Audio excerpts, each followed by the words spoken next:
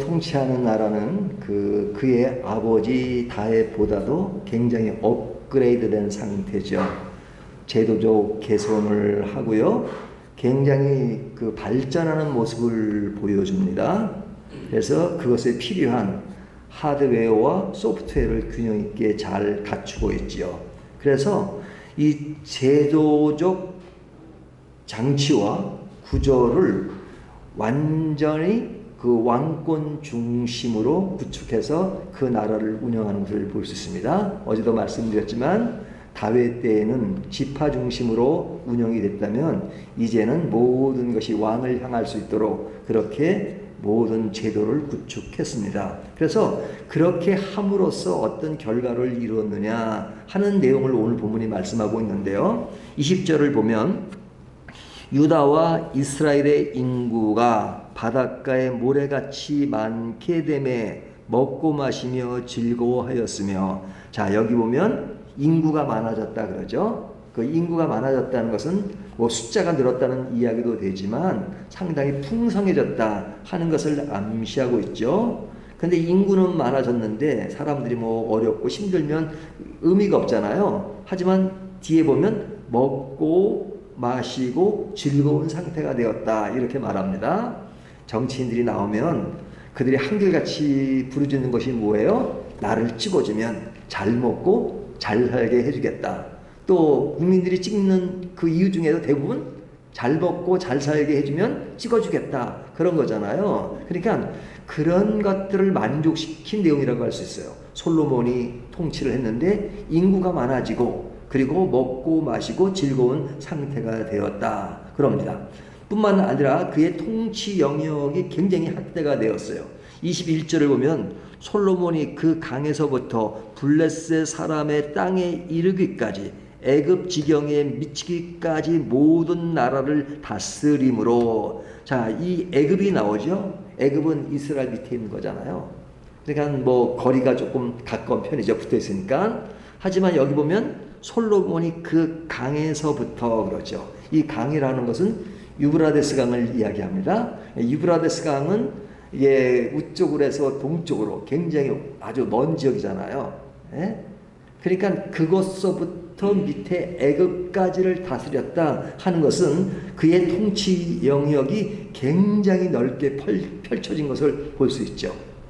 이스라엘 역사 가운데 이렇게 넓은 것을 차지한 적은 없었습니다. 그러니까 통치 영역이 굉장히 확대되었다는 것이죠.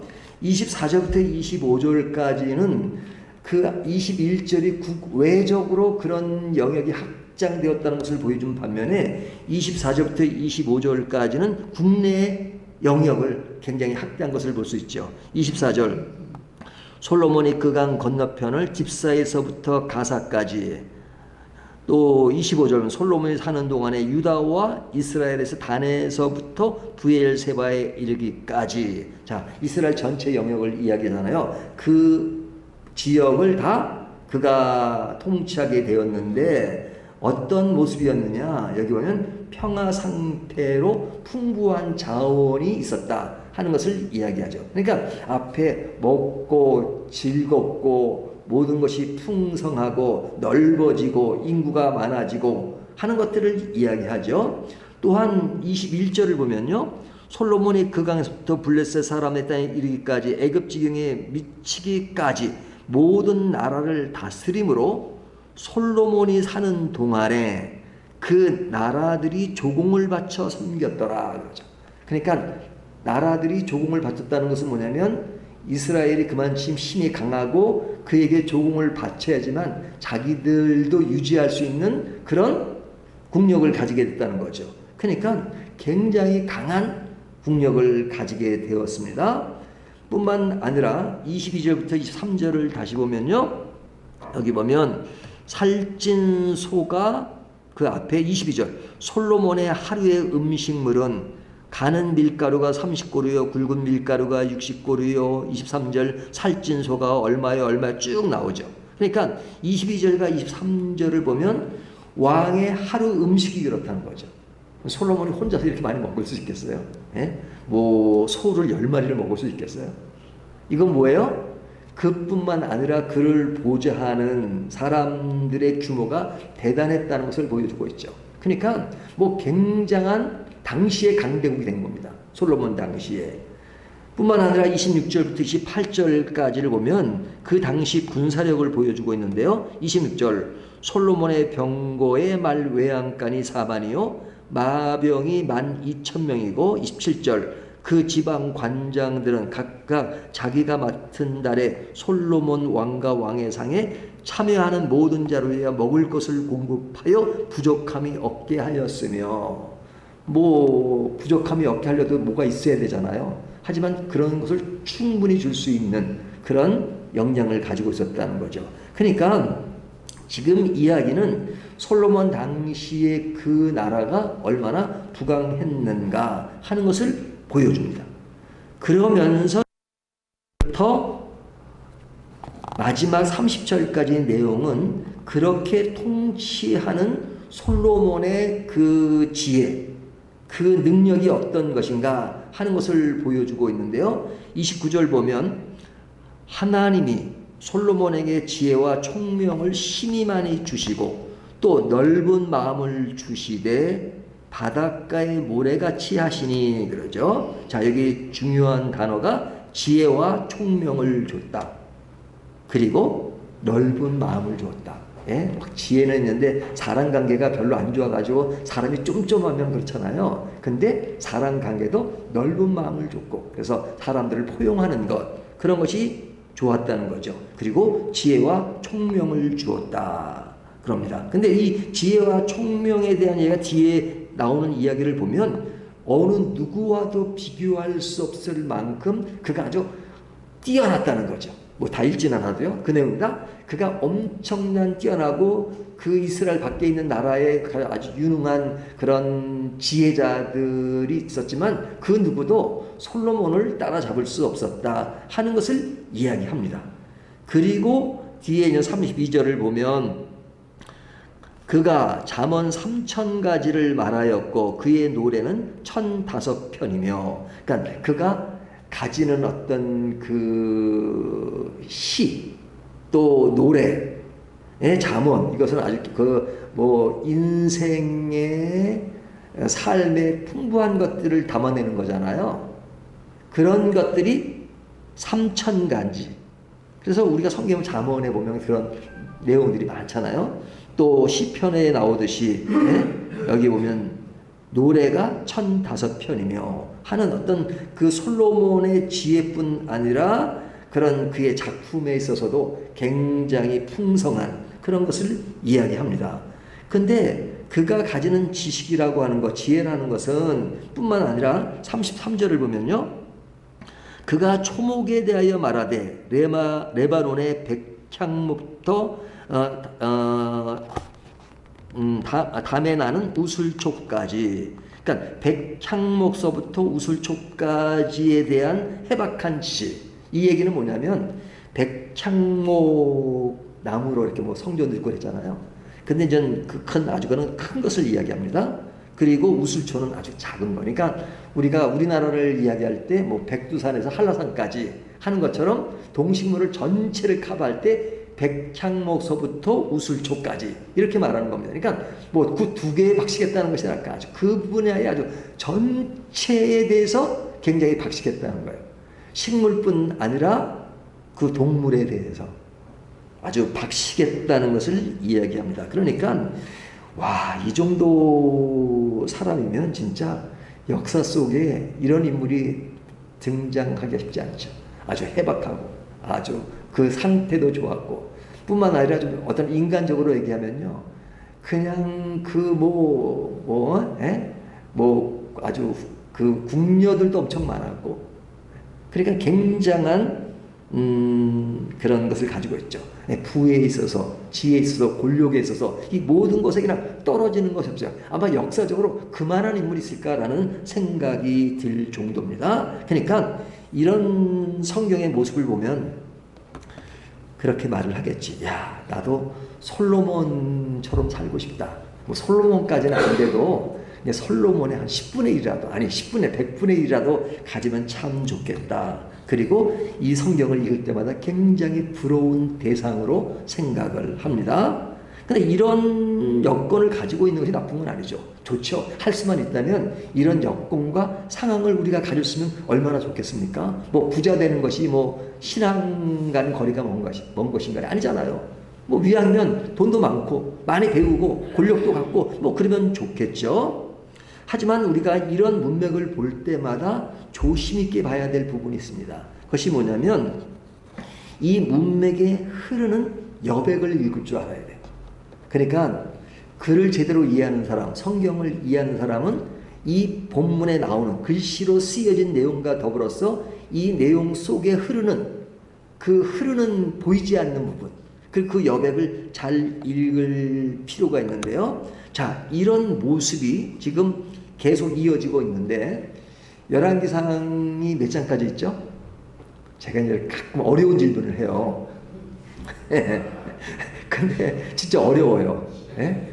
제가 이제 그런 이렇게 학자들이랑 같이 가서 이렇게 하잖아요. 그러면 그들을 제일 어렵게 만드는 것이 이것이 몇 장까지 있냐고 물어보는 거예요. 그러면 알다가도 그렇게 물어보면 잘 몰라요. 예? 열왕기상 22장까지 있잖아요. 근데 22장까지가 다 솔로몬의 이야기가 아닙니다. 그 이스라엘 역사의 이야기인데 지금 솔로몬의 이야기가 10장까지 갑니다. 10장까지 뭐가 가냐면 이렇게 아주 풍요롭고 풍성한 그리고 그의 지혜에 뛰어난 탁월한 이야기가 10장까지 가요. 11장에 가도 솔로몬의 이야기는 이어져요. 근데 분위기가 완전히 바뀌죠. 어떻게 바뀝니까?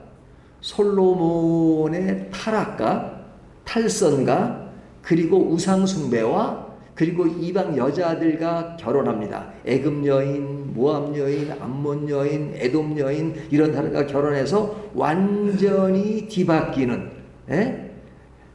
그런 모습을 이야기한단 말이죠. 그렇다면 이렇게 부강하고 좋은 이야기가 언제까지 가냐? 성경의 장수로 얘기하면 10장까지 가는 겁니다. 10장까지.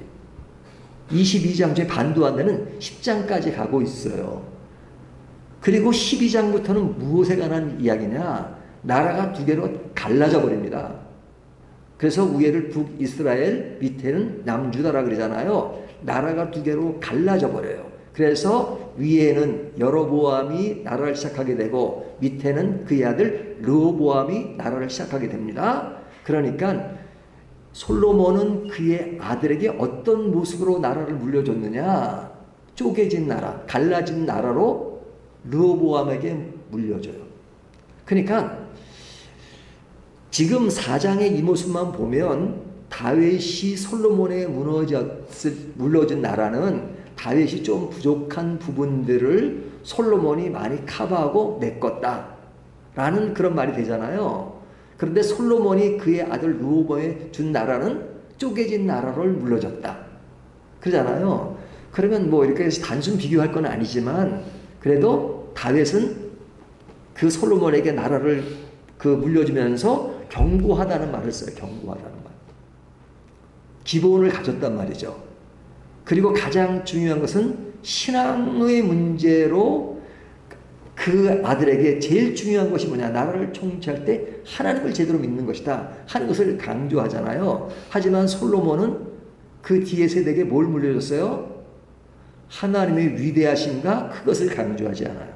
이미 그때는 굉장히 타락한 모습을 보여주고 있어요.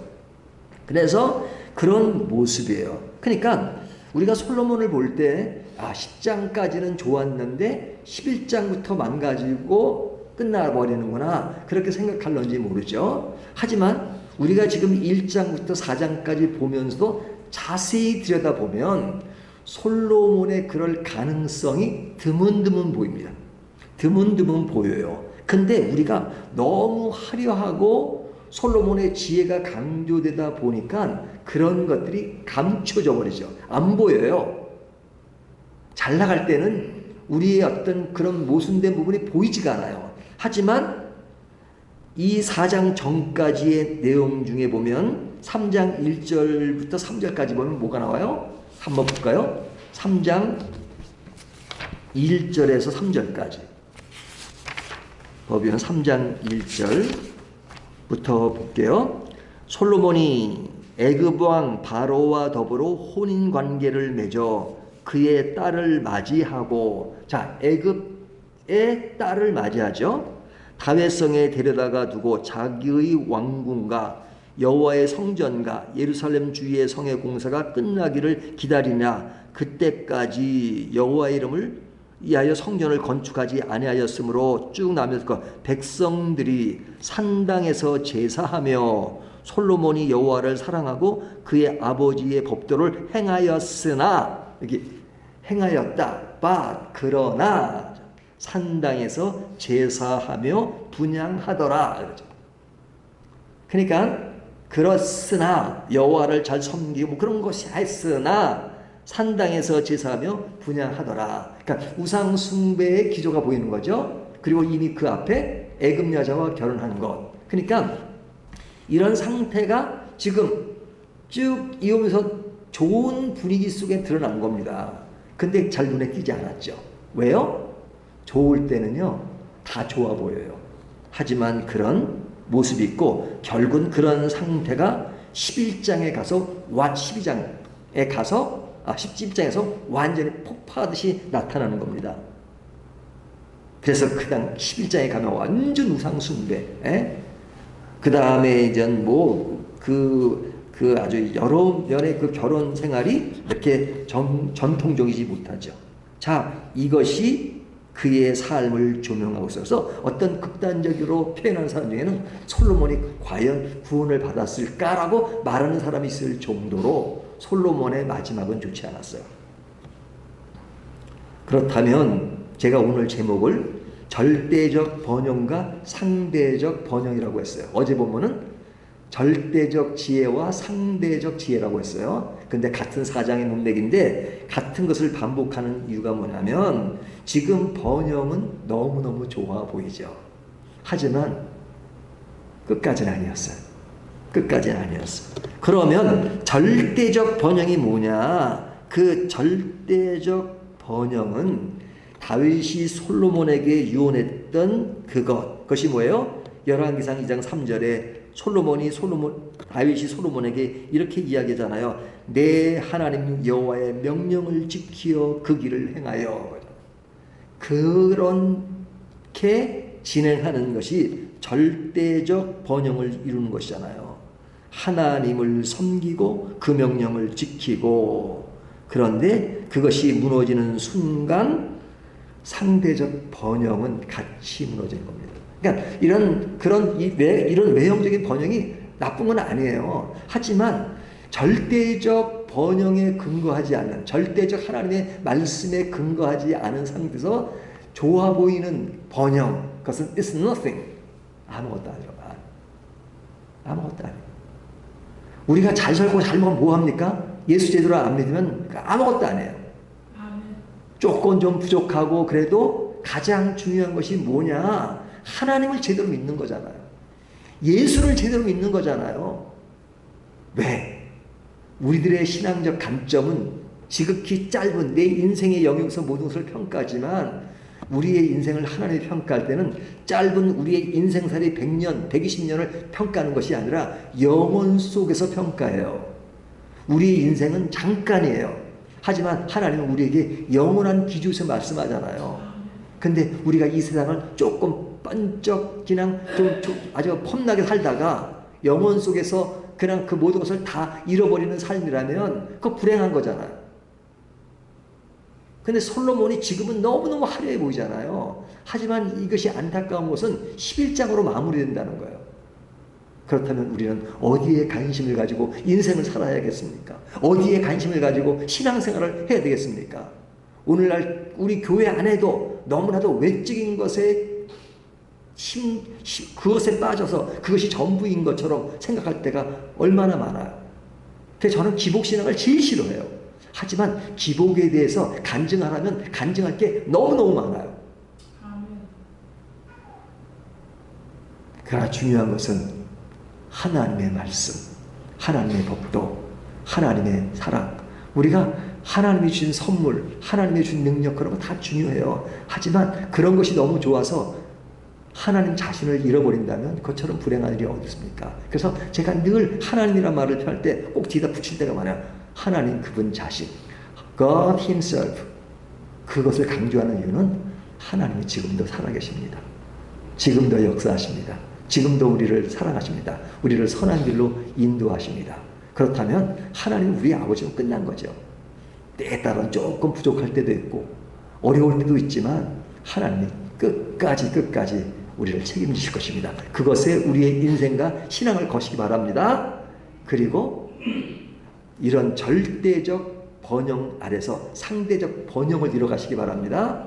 절대적 번영을 잃어버린다면 모든 것이 끝난다 하는 것을 오늘 본문이 교훈하고 있습니다. 이 말씀을 함께 따라가는 저와 여러분이 되시기를 주님의 이름으로 축원합니다.